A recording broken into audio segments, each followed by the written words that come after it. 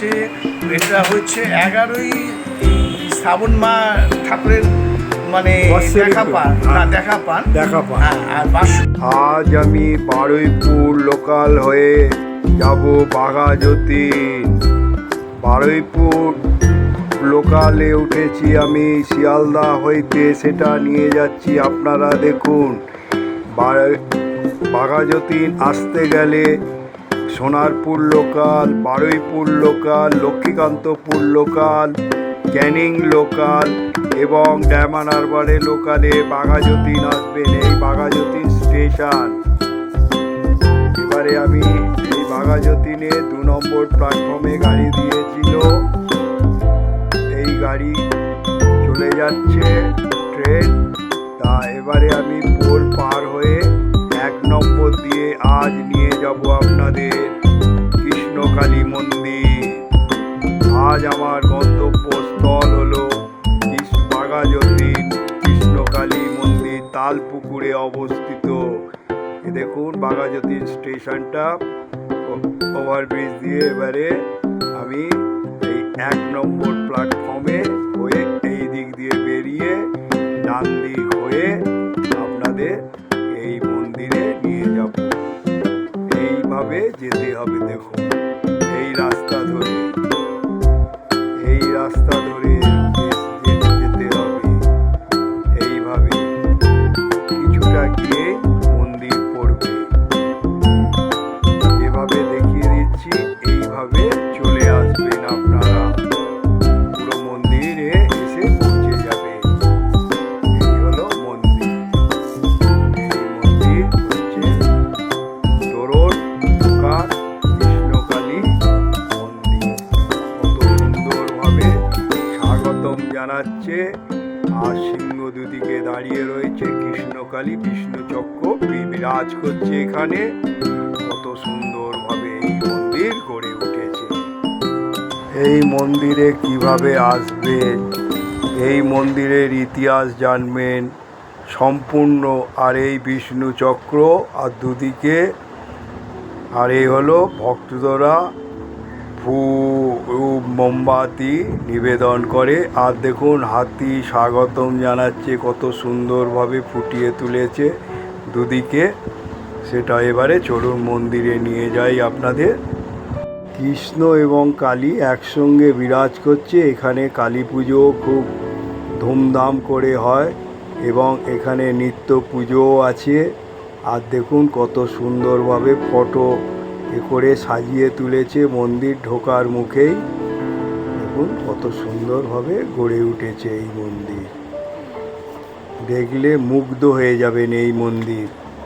এই মন্দিরের সঙ্গে অনেক ইতিহাস জড়িয়ে রয়েছে, সেগুলো আপনারা শুনবেন, দেখবেন। এখানে দেখুন, এখানে যে মহিলা তিনি বসে পুজো করছেন, কত সুন্দর। এই মন্দিরের সঙ্গে কি ইতিহাস জড়িয়ে, এই মন্দিরে কিভাবে আসবেন, তা সম্পূর্ণ এই ভিডিওটা আপনাদের দেখতে হবে। এই মন্দিরে বিরাজ করছেন কৃষ্ণ, কালী এবং গীতা দেবী।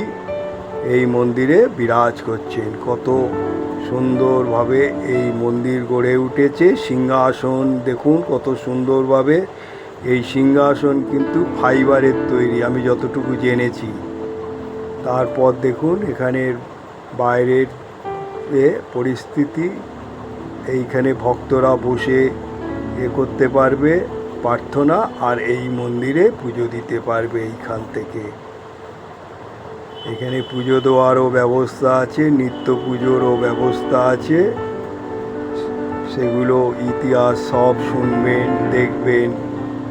এখানে ভক্তি করে ভক্তরা কিভাবে বাইরে থেকে নমস্কার করছে, আর এই মন্দিরে সেটাও আপনাদের কাছে তুলে ধরলাম। কত সুন্দরভাবে এই মন্দির গড়ে উঠেছে। 30শে জুলাই বাৎসরিক উৎসব।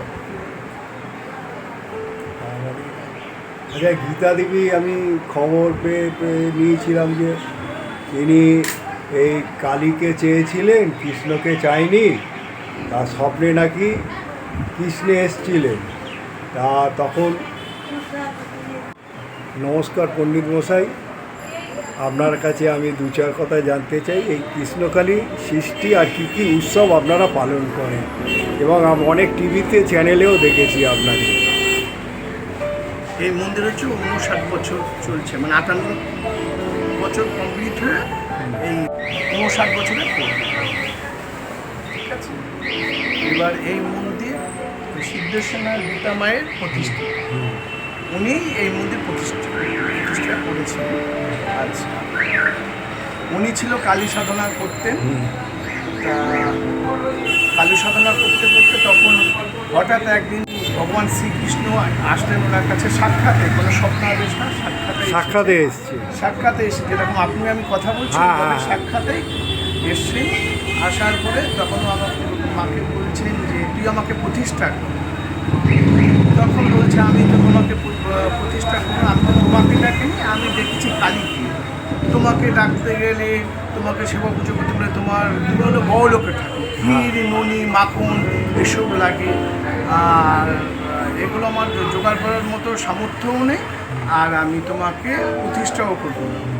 আর তোমাকে প্রতিষ্ঠা করলে তুমি দুঃখ করছো। কালী প্রতিষ্ঠা করলে কালী সুখ শান্তি দেয়, দেয়, মানে এই কথা বলেছিল। তখন বলেছে না, আমি তোকে কথা দিয়েছিলাম এই জন্মে তোর কাছে আমি মানে তোর সেবা পুজো নেব, তুই আমাকে প্রতিষ্ঠা কর। তখন মা বললেন যে না, আমি তোমাকে প্রতিষ্ঠা করব কালীকে করব, তুমি বেরিয়ে যাও বেরিয়ে যাও বেরিয়ে যাও, মানে এই 3 বার এরকমভাবে তাড়িয়ে দিয়েছে। তখন মাকে বললেন দেখ, তুই যেখানে আমার কাছে পুজো হবে, আমার কাছে পুজো হওয়ার পরে তারপর সব জায়গায় যাবে, পৌঁছবে। ঠিক আছে, তা বলছে আমি তোমাকে করবো না, বলে তুই আমায় প্রতিষ্ঠা করবি না, দেখ আমি কি। তখন মা যশোদাকে যেটা দেখিয়েছিলেন, কৃষ্ণের 108টা রূপ মাকে দেখিয়েছিলেন। তারপরে দেখিয়েছে কালী রূপের 108টা রূপ দেখিয়েছে। ছিন্নমস্তান লাস্ট দেখিয়েছিলেন মা। দেখাবার পর তখন বলেছিল যে তুই আমার 8 জন্ম তপস্যা করেছিস, তোকে কথা দিয়েছিলাম 9 জন্মের সময় তোর কাছে আমি এসে প্রতিষ্ঠিত এবং তোর সেবা পুজো নেব। এই 9 জন্মই হচ্ছে, এইটাই হলো তোর 9 জন্ম, এটাই হলো তোর শেষ জন্ম, আর তোর কোনো জন্ম মৃত্যু নেই। তা সেই তুই আমাকে প্রতিষ্ঠা করবি। এই পুজোটা কেউ করে না, আমি যেই কৃষ্ণ সেই কালী।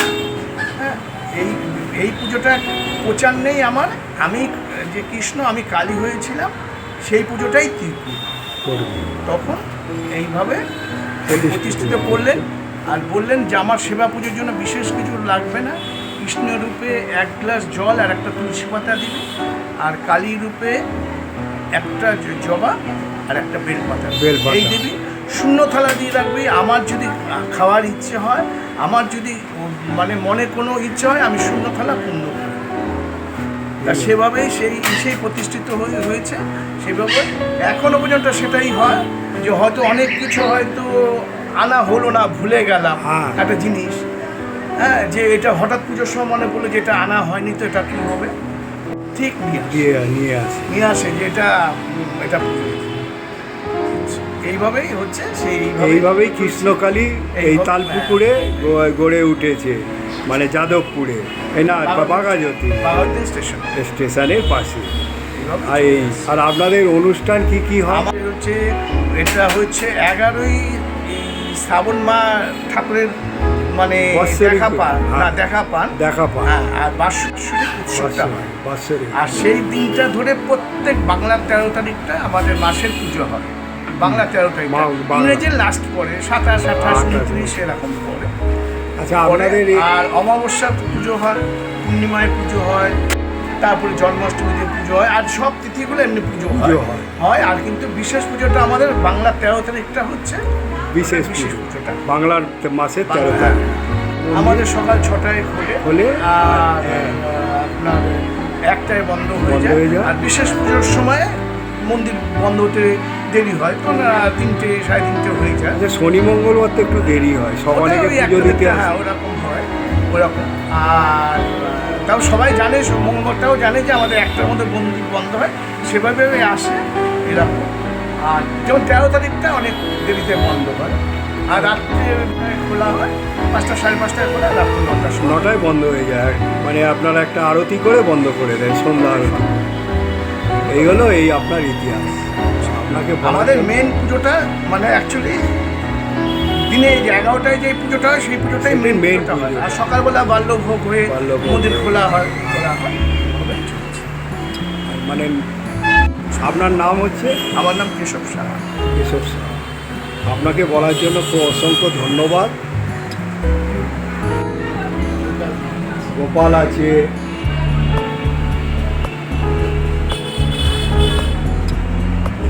এই সিংহাসনটা কি কাঠে?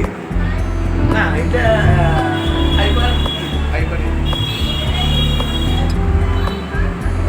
পাথরের বেদির ওপরে সিংহাসনে বিরাজ করেছে কৃষ্ণ আর কালী। তার সঙ্গে গণেশজি আর একটা চিত্র ফুটিয়ে তোলা হয়েছে রামকৃষ্ণদেব, মা শারদা, মা ভবতারিণী। আর হচ্ছে এখানে গোপাল বিরাজ করেছে। মন্দির দেখুন পাথরের কত সুন্দরভাবে সাজানো। ছোট্ট মন্দির, ভক্তগণ দূর দূরান্ত থেকে এখানে আসে এবং এখানে গিয়ে এসে আবার এখানে খুব জাগ্রত মন্দির এবং মনস্কামনাও করে অনেক। ছোট্টর ওপরে মন্দির এত সুন্দর। এখানে দেখুন গীতা দেবী,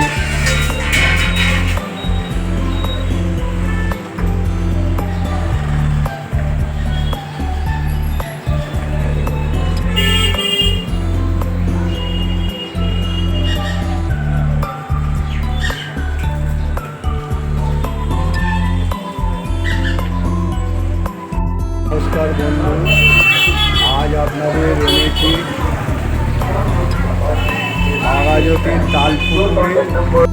বাঘাযতীন তালপুকুর কৃষ্ণকালীর মন্দির। এটা প্রায় 59 বছরের মন্দির। এর অনেক ইতিহাস তো আপনাদের জানলেন। এখানকার যিনি পূজারী, তা কত সুন্দরভাবে এই মন্দির গড়ে উঠেছে, আসতে কোনো অসুবিধা নেই। বাঘাযতীন স্টেশন থেকে নেমে 2 পায়ে হেঁটে চলে আসবে। আর এখানে আসতে গেলে শিয়ালদা সাউথ সেকশানে, শিয়ালদা লোকালে বলবেন যে Sonarpur local, Baruipur local, Lakshmikantapur local, Canning local, diamond Harbour লোকালে যাদবপুরে 2 নম্বর প্ল্যাটফর্মে নামবে। 2 নম্বর প্ল্যাটফর্ম থেকে নেবে 1 নম্বরে এসে নেবে বলবেন কৃষ্ণকালী মন্দির তালপুকুর, যে কেউ দেখিয়ে দেবে এবং চলে আসবে। খুব জাগ্রত মন্দির আর খুব সুন্দর।